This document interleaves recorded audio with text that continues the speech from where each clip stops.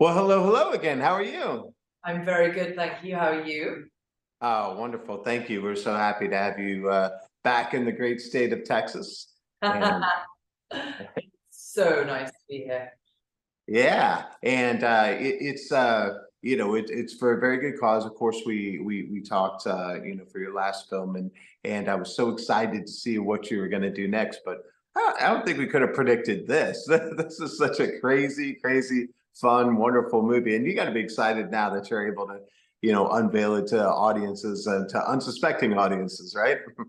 So excited. I mean, I think that's the thing that's so brilliant about this, about showing this film is that it's just like wild in the rooms. Everyone's just got to go and see it in the movie theater because it's just, I think the response is just so like visceral and there's just screaming and laughing and gasping. It's just like the whole ride. And every room is completely different. It's really thrilling.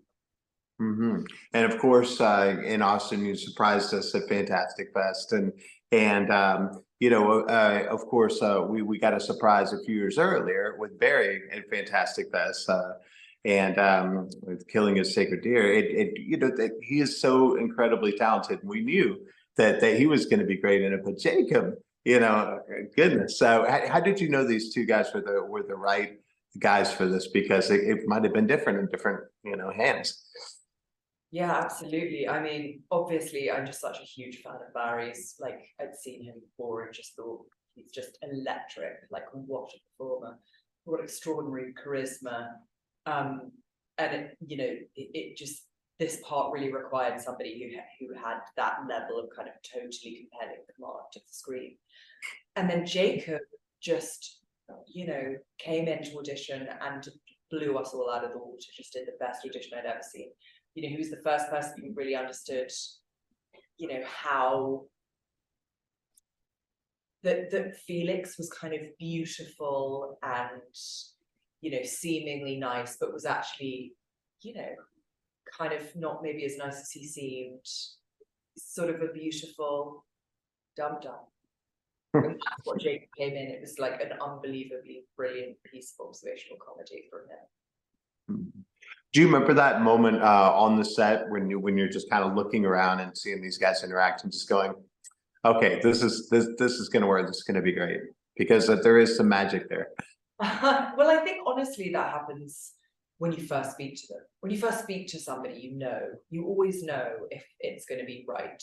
Like I like to meet people first and have conversations with them, and try and really get down into something kind of interesting right away to see if like that's how they like to work too. So I kind of knew, and when we started the rehearsals, I mean, honestly, it was just so brilliant. Just watching everyone interact was just, yeah, they're just devastating, all of them. Yeah, and of course, there's so many different elements and there's different genre elements in here, but at the end, it's kind of a love story, right? Absolutely, it's Yeah. completely. I mean, it's just like all gothic love stories. All gothic love stories are also horror stories. Yeah, that is true. Well, you've had such a fantastic career so far, and obviously we've got a lot more great stuff coming from you. What kind of advice do you give to the people that are looking up at you, going, "Okay, that's what I want right there." God, it's such a difficult question. I think the thing is that it's just generating as much material as you can, which sounds kind of very unsexy, but before I started writing for TV and film, I'd written 4 books, 3 of them were published, and I probably got a dozen scripts that I wrote that never made it. And then more things that died in mid-development, like the amount of words generated, I think, in order to get to the kind of stage where people trust you enough to make your own film is huge. Like it's just keeping writing and um and make sure that you're always thinking sort of specifically and that you're kind of pushing an idea to its eventual kind of its most like pressing your foot down until it squeaks. You know, that's the thing. If you're interested in something, you've got an itch you want to scratch, it's likely somebody else is thinking the same thing. So you just have to kind of pursue that feeling. Yeah, I love that. And one of our great American football heroes is my co-host, Drew Pearson, who famously caught the Hail Mary. And of course, we all know the term, the Hail Mary now. And we love to ask people their Hail Mary moment, which is that moment in your life or career. You just had to go for it and it worked out for you. What do you suppose that was for you? Oh God, the Hail Mary moment.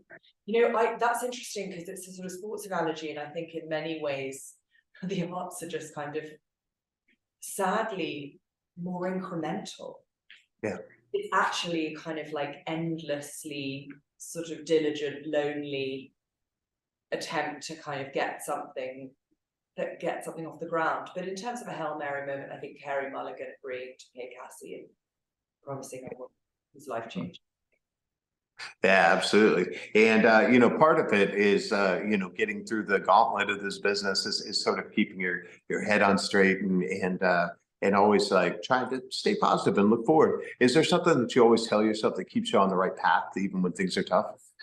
Well, I think also it's just like it's always important to remember that every meeting that doesn't go well, or every thing that you write that doesn't, you know, for whatever reason connect, all of those things in the end help. I've ended up working with people I met, you know, for the first time years ago, just on general meetings that never seemed to, you know, all of that kind of like schlepping around, going door to door, meeting people, doing all that stuff. In the moment, it can feel kind of disheartening, but actually it always pays off in the end, all of that work, because you do end up eventually kind of hitting on the right thing.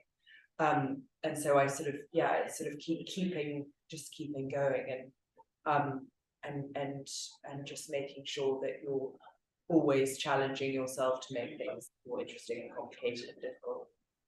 Yeah, and there's so much to get out of this film. Is there something that you hope that people will think about or discuss or stand outside the theater and go, okay, wait a second, because there's so many layers here. There's so much going on. Yeah, I mean, I think really the only hope you can have with the film that everyone disagrees on the film that they've just seen, that everyone has a specific relationship to the film that's different to the person next to them, whether that's good or bad, or, you know, whatever it is, that everyone has a slightly different experience. That's when something's exciting. You don't want everyone to have a general consensus over what they've just seen. And that's what's so thrilling about this film, is that, you know, in the rooms you can physically see the different reactions, and then those people react against each other, and it, you know, it starts a dialogue. And I think, you know, making people have a physical response as much as an emotional one is something important for me, because it means you know, you have to keep thinking about it.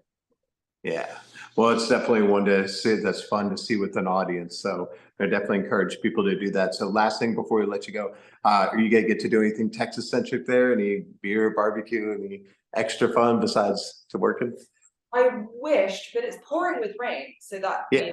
many barbecues to be had. And I think, but I did go to the University of Texas to speak to the students there, and it was amazing. I just couldn't believe what a beautiful college it is, and everyone was really cool and clever, and yeah, that was really exciting going to meet those guys.